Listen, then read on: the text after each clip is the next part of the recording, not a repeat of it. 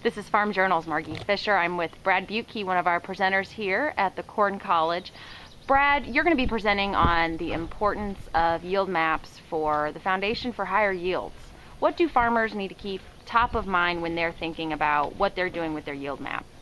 The biggest thing we're going to cover today is the different procedures for the different monitors as far as how they calibrate. So the growers that we work with have a pretty good understanding of how they need to calibrate their monitors and why it's important. And the main point we're going to drive home today is the idea of spatial variability. We're not so concerned with the monitor counting the correct bushels from a field, but knowing where those bushels came from. Once we have a well-defined map with good spatial variability, we can use those maps for creating management zones, scouting tools, and things like that. What are some of the common mistakes that farmers need to be sure that they avoid? Probably the biggest thing is understanding their monitor and how their monitor actually calibrates. For instance, the Green Star monitors don't have the ability to post-calibrate, so you need to do those calibrations early in the season.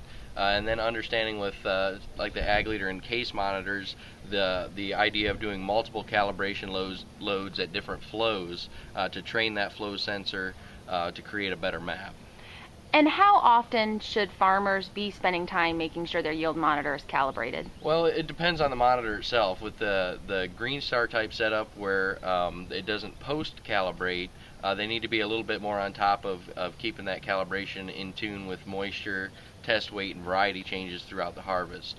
With the Ag Leader type monitors that can post-calibrate and go back and correct old data, it's not as crucial as with some of the other systems.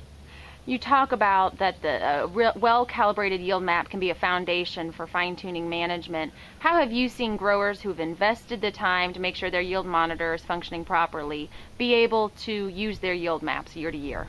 Well, the biggest thing that we see is we do a lot of zone-based variable rate work, and we need something to create those zones. So ideally, if you live in a state with accurate soils maps, we can start with those zones like we do in Illinois, and then we use things like yield maps and NDVI to refine those zones and look at what the field's telling us throughout the growing season.